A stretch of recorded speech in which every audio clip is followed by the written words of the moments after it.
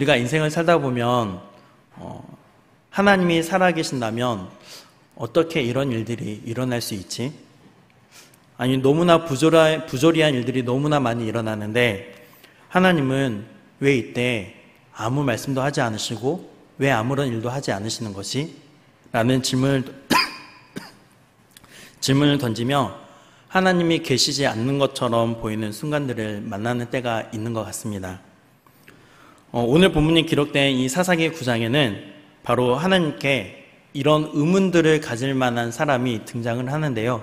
이 사람은 바로 기드온의 막내 아들 요담입니다. 요담에게 있어서는 정말로 하나님이 살아계시는 것이 느껴지지 않는 순간이었으며 또 하나님의 공의는 완전히 사라져버린 것과 같은 그런 상황에 처한 것처럼 보이는데요. 과연 어떤 일들이 발생한 것이었을까요? 먼저 오늘 본문의 16절부터 21절의 내용은 이렇습니다. 요담의 나무 우화라고 할 수 있는 앞선 8절부터 15절까지의 말씀에 대한 설명과 함께 이 세겜 사람들에 대한 불평을 쏟아내고요. 또 아비멜렉과 세겜 사람들 모두를 저주하는 내용입니다. 먼저 16절 말씀을 보시면 세겜 사람들이 아비멜렉을 왕으로 삼은 것이 과연 진실하고 의로운 것이냐라고 반문합니다. 그렇게 한 것이 과연 민족의 구원자, 너희들을 구원해낸 여룻발, 즉 기드온과 그의 집안에게 고마움을 표시하는 것이라고 말할 수 있겠느냐라고 하는 것이죠. 그리고 17절, 나의 아버지, 즉 기드온이 당신들을 살리기 위해서 싸웠으며 생명을 잃을 수 있는 그런 위협을 무릅쓰고 이 미디안 사람들의 손에서 당신들을 구해내었다는 것을 다시 한번 상기시켜주고 있습니다. 그런데 기드온이 죽고 오늘 말씀의 제목처럼 하나님이 느껴지지 않는 때가 온 거예요. 모든 역사를 주관하시는 하나님이 개입하시지 않는 것처럼 보이는 때가 왔습니다. 사사기 9장 1절과 2절 말씀에 기록된 것처럼 아비멜렉이 세겜으로 와서 외가 쪽 친척들인 세겜 사람들에게 이 여룻발의 아들 70명 대신 고륙인 자신이 왕이 되어서 다스리는 것이 좋다고 설득한 것입니다. 그리고 세겜 사람들은 이 아비멜렉의 설득에 설득당하죠. 사실 아비멜렉은 첩의 자녀이기 때문에 출신의 약점을 가지고 있는 사람이었습니다. 그래서 오늘 본문 18절 말씀에 기록된 것처럼 자신이 왕으로 추대되는데 방해 요소로 작용하는 자신의 이복 형제들을 70명을 한 바위에서 모두 죽여버리는 그런 너무나 참혹한 사건이 발생한 것입니다. 더 나아가서 이런 끔찍한 일을 저지르는 아비멜렉을 그 누구도 제재하지 못하고 있습니다.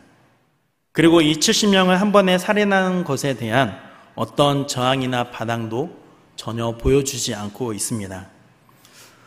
여러분, 이 부분을 묵상해 보면요, 아비멜렉이 왕이 되고자 하는 이 과정 속에서 하나님께서 이 사람을 아비멜렉을 왕으로 부르셨다거나 또 어떤 소명을 받았다고 하는 부분을 찾아볼 수가 없습니다. 하나님께 기도하며 그 뜻을 구하는 것도 전혀 보이지 않습니다. 이것은 또 세겜 사람들의 모습 속에서도 마찬가지로 나타나고 있었습니다. 사사기 9장 4절 말씀에 기록된 것처럼 이스라엘 사람들이 언약을 맺어서는 안 될 그 바알과 언약을 맺고 우상을 섬기는 신전에서 은 70개를 내어주는 것을 보면 정말로 하나님과는 전혀 관계가 없는 일들을 하고 있다는 것을 볼 수가 있죠. 여러분, 한 바위에서 70여 명의 사람들이 떼죽음을 당했습니다. 이 70명이 누구입니까? 기드온의 아들들이잖아요. 기드온은 하나님의 부르심을 받고서 죽음을 무릅쓰고 미디안의 손에서 이스라엘 백성들을 구원해낸 민족의 영웅이었습니다. 그리고 이 기드온으로 인해 40년 동안이나 평안을 누리고 있었죠. 그런데 그 누구도 그의 헌신에 대한 보답을 하지 않고 있습니다. 공의가 무너진 것이죠. 우리는 악에 대해서 당장 심판이 임하기를 바라고 또 당장 뭔가 바뀌고 공의가 이루어지고 선이 악을 이기는 것을, 그런 결과를 보기를 원하잖아요. 그래서 우리는 기다리는 것이 즐겁지만은 않습니다. 그래서 우리는 이런 생각을 해볼 수 있습니다. 하나님은 왜 악에 대해서 가만히 계시는 것일까? 왜 심판하지 않으시는 것일까 하는 것입니다. 그래서 하나님이 이 악에 대해서 전혀 모르고 계시는 것 같을 때가 있고요. 또 악에 대해서 그냥 눈 감아 주시는 것처럼 보일 때가 있습니다. 하지만 우리가 분명히 기억해야 할 것은 우리 눈에는 하나님이 느껴지지 않아도 하나님은 하나님의 뜻대로 역사하시며 악에 대해서 반드시 심판하신다는 사실입니다. 그런데 하나님은 그 뜻을 행하시면서 우리로 하여금 늘 기다림을 경험하도록 하시는 것 같습니다. 그리고 우리에게 인내를 요구하십니다. 믿음으로 기다리고 참기를 바라시는 거죠. 그리고 우리로 하여금 이 하나님의 때를 우직하게 기다리고 하나님을 신뢰하기를 원하시고 계시는 것입니다. 우리가 그렇게 하나님을 바라보며 또 기다리며 인내한다면 하나님이 부재하시는 것처럼 보이는 순간에도 하나님이 함께 하시고 역사하시고 계신다는 것을 우리가 믿음으로 보게 될 줄 믿습니다. 사랑하는 여러분, 우리를 사랑하시는 하나님은 우리를 불의함 가운데 가만히 내버려 두실 리가 없습니다. 하나님은 분명 완전한 그 뜻을 나타내실 것입니다. 그러므로 지금 당장 눈에 보이지 않는다 할지라도요, 공의로우심으로 반드시 역사를 이루어 가시는 하나님을 기대하며 기다리는 저와 여러분이 되시기를 주님의 이름으로 축복합니다. 그러면 이제 이렇게 우리가 하나님이 계시지 않는 것처럼 느껴지는 그 순간임에도 불구하고요, 하나님은 어떻게 일하시는지를 한번 살펴보고자 합니다. 오늘 본문 23절 말씀을 보시면 하나님의 뜻이 아닌데도 불구하고 자신이 스스로 된 왕이 된 아비멜렉과 그를 왕으로 추대한 세겜 사람들 사이에 하나님이 뭘 보내셨다고 하시죠? 악한 영을 보내시죠. 그래서 세겜 사람들이 아비멜렉을 배반하는 일이 벌어집니다. 이러한 하나님의 심판의 내용은 이렇습니다. 세겜 사람들이 에벳의 아들 가알을 신뢰하고 아비멜렉을 저주하는 거예요. 그런데 이 일을 이 아비멜렉의 신복인 스불이 듣고 매복했다가 성을 급습하라고 아비멜렉에 알려줍니다. 그리고 다음날 가알은 스불의 부추김으로 아비멜렉과 싸우다가 패하여서 추격을 받아서 도망을 가고요. 아비멜렉은 성을 정복하고 소금을 뿌렸습니다. 그리고 세겜 사람들에게 자신을 배신한 대가를 톡톡하게 치르게 합니다. 그런데도 아비멜렉은 세겜 사람들의 배신에 대해서 화가 좀 덜 풀린 것 같아요. 그래서 엘브리 신전의 보루에 불을 놓아서 세겜 망대의 모든 사람들을 학살합니다. 그 후 데베스를 점령하여서 그곳의 망대도 불태워서 사람들을 죽이려고 했는데요. 이때 한 여인이 맷돌 윗짝을 떨어뜨려서 이 아비멜렉의 두개골을 깨뜨립니다. 그런데 아비멜렉은 여자에게 죽임을 당했다는 소식을 듣는 것이 수치스러워서 자신의 무기를 들고 있는 청년에게 자신을 찔러 죽이기를 자청하여 그렇게 비참한 죽음을 맞이하게 됩니다. 여러분, 이처럼 하나님은 아비멜렉이 행한 악행을 심판하시고 또 세겜 사람들의 모든 악행을 심판하셨습니다. 아비멜렉과 세겜 사람들이 자신의 이익을 위해서 서로 상호 협력하다가 상호 살육을 하는 그런 상황이 펼쳐진 것이죠. 이처럼 때가 되었을 때 하나님은 반드시 심판을 하셨습니다. 하나님의 공의와 정의가 온전히 이루어지는 순간인 것입니다. 사랑하는 여러분, 그래서요, 정말로 이처럼 악인들이 잘 사는 것이 보인다 할지라도요, 악인의 형통은 영원할 수 없다는 것을 기억하면 좋겠습니다. 이것을 기억하여 하나님의 공의와 정의는 반드시 이루어질 것을 믿고 악인의 형통으로 인해서 실족하지 않는 저와 여러분이 되어 주시기를 주님의 이름으로 축복합니다. 이처럼 하나님의 공의와 정의는 반드시 이루어지는데요, 우리가 하나님이 안 계시는 것처럼 느끼는 순간과 하나님의 공의가 나타나지 않는 것처럼 느껴지는 순간일지라도 이때 하나님을 믿고 있는 사람이 있었습니다. 그 사람이 바로 요담이죠. 그래서 사사기 9장 7절 말씀을 보시면 이렇게 기록되어 있는데요, 우리 사사기 9장 7절 말씀을 함께 읽어보도록 하겠습니다. 네, 함께 성경을 찾아서 함께 읽어보도록 하겠습니다. 사사기 9장 7절입니다. 사람들이 요담에게 그 일을 알림해 요담이 그리심산 꼭대기로 가서 서서 그의 목소리를 높여 그들에게 외쳐 이르되 세겜 사람들아 내 말을 들으라. 그리하여 하나님이 너희의 말을 들으시리라. 아멘. 요담은 아비멜렉이 왕이 되었다는 소식을 듣고 그리심산 꼭대기에 올라가서 세겜 사람들에게 외치기 시작합니다. 이 세겜이 그리심산과 에발산 사이에 있었기 때문에 자신의 목소리를 사람들에게 잘 전달할 수 있도록 바로 산 위에 올라가서 외친 것입니다. 요담은 하나님의 뜻을 전달하는 예언자처럼 말을 하고 있는데요.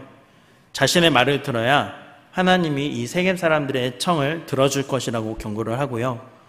나무 우화를 통해서 세겜 사람들이 아비멜렉을 왕으로 선택한 것이 큰 실수라는 것을 알리고자 했습니다. 이 우화는 8절부터 15절까지 말씀에 기록된 것인데요. 요담의 우화에서 나무들은 자신들의 왕을 세울 나무를 찾아다닙니다. 이 나무들은 이스라엘을 대표하는 세 가지의 나무, 세 종류의 나무인 올리브 나무, 무화과 나무, 포도나무를 차례대로 찾아가서 왕이 되어줄 것을 요청을 합니다. 그런데 세 나무 모두 자신들의 열매로 하나님과 사람들을 기쁘게 하는데 만족하기 때문에 나는 왕이 되는 것을 거절한다 라고 말을 합니다. 그리고 이 나무들은 왕이 되기 위한 충분한 자격이 있음에도 불구하고 거절한 것입니다. 그런데 마지막으로 요청한 가시나무는 열매를 맺지 못해서 사람들에게 유익을 주지 못하고 오히려 가시로 사람들을 괴롭히기 때문에 다른 나무들에 비해 왕이 될 자격이 없었습니다. 그런데도 가시나무는 자신이 왕이 되어 자기 밑으로 들어오라고 하며 그렇게 하지 않으면 최상급의 나무인 백향목일지라도 불질러 버리겠다라고 협박을 하죠. 여러분, 요담은 이 나무 우화를 통해서 세겜 사람들에게 경고를 한 것인데요. 바로 오늘 본문 19절과 20절에 기록된 것처럼 이 아비멜렉을 혈연과 지연 때문에 왕으로 세운 것이 세겜 사람들이 기드온과 그 집에 진실하고 의롭게 대한 것이라면 이 아비멜렉과 더불어서 너희가 복을 받겠지만 그렇지 않다면 서로 불을 내어서 함께 망하게 될 것이라고 예언을 한 것입니다. 그러면 세겜 사람들을 향해서 이러한 경고의 예언을 하고 있는 요담의 배후에는 누가 있는 것일까요? 요담이 도대체 뭘 믿고 이런 말을 하고 있는 것일까요? 하나님을 믿고 있는 것이겠죠.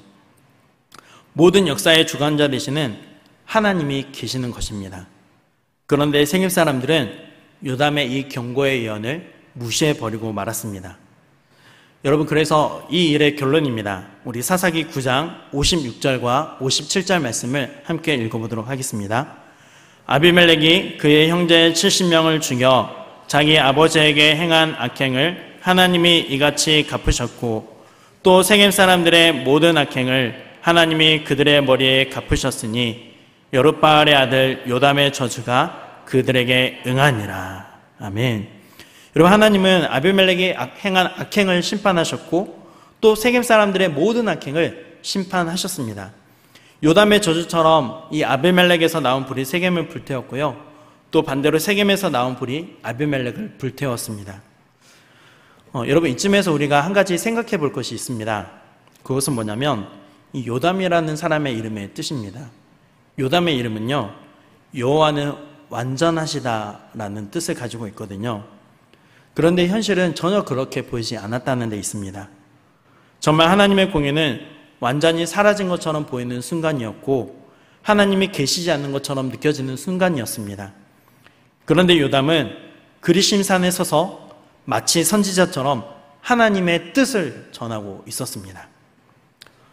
저는 이 부분을 묵상하면서 이 요담은 정말 자신의 이름의 뜻대로 하나님이 완전한 분이심을 믿고 있었던 사람이었구나, 그것을 생각하게 되었습니다. 왜냐하면요, 자신의 70명의 형제들이 한낮 한순간에 죽임을 당하는 끔찍한 일을 겪었잖아요. 그래서 복수를 하기 위해서 훗날을 도모하며 남몰래 군사들을 양성한다든지 또는 돈으로 사람을 사서 자객을 사서 암살을 시도한다든지 여러 가지 인간적인 방법을 취할 수 있지 않았을까요? 제 생각에는 좀 더 은밀하게 더 구체적으로 복수를 꿈꿨을 것 같습니다. 그런데 요담은 그런 인간적인 방법들을 다 배제한 거예요. 단지 이 악한 일을 행한 아비멜렉과 세겜 사람들의 심판을 하나님의 손에 맡기면서 정의를 외치는 예언자적인 행동을 보였을 뿐입니다. 여러분, 우리가 어려움을 당할 때 복수를 꿈꿀 수 있죠. 그리고 우리는 어떻게 하면 나의 원수와 그런 나를 괴롭히는 사람을 얼마나 정말 더 잘 괴롭힐 수 있을지, 또 그 사람의 마음을 어떤 말을 하면 무너뜨릴 수 있는지 그 방법들을 매우 잘 알고 있습니다. 저만 알고 있는 건가요? 왜 그렇습니까? 우리 안에 있는 죄성 때문입니다. 그런 면에서 우리는 오늘 이 본문에 보이는 요담의 행동을 유심히 살펴볼 필요가 있는 것 같습니다. 왜냐하면 이 요담의 행동은 현대를 살아가는 우리들에게 있어서 너무나 귀감이 되는 인물이기 때문입니다. 요담은 하나님이 느껴지지 않는 너무나 암울한 시간이었지만 모든 일에 완전하신 하나님을 믿고 있었습니다. 완전하신 하나님의 절대적인 공의를 믿고 있었음이 분명합니다. 이 믿음을 가지고 있었던 요담에게는 분명 모든 원수를 갚는 일은 하나님께 속한 일이라는 것을 인식하고 있었을 것입니다. 여러분, 하나님은 절대 공의로우신 분이시므로 언제나 정확한 판단을 하시는 분이신 줄 믿습니다. 그런데 우리는 어떻습니까? 편견에 치우치고 감정의 영향을 받아서 판단하기 쉬운 것이 바로 우리들이죠. 그러므로 나 자신의 감정을 다스리지 못하여 하나님께서 하실 일을 스스로 처리해버리는 것은 결코 신앙의 행위가 아닌 믿음의 행위가 아니라는 것을 우리가 기억하면 좋겠습니다. 왜냐하면 우리가 원수들에 대해서 복수의 칼을 뽑아든다면 그것은 하나님의 공의와 정의를 믿지 못하는 것과 같다는 생각을 하게 되기 때문입니다. 사랑하는 여러분, 원수 갚는 일에 성급하게 행함으로 죄를 범하는 일이 없도록 조심하는 우리가 되기를 원합니다. 요담처럼 공의로우신 하나님, 완전하신 하나님을 믿으며 선으로 악을 갚을 수 있는 저와 여러분의 삶이 되어주시기를 주님의 이름으로 축복합니다.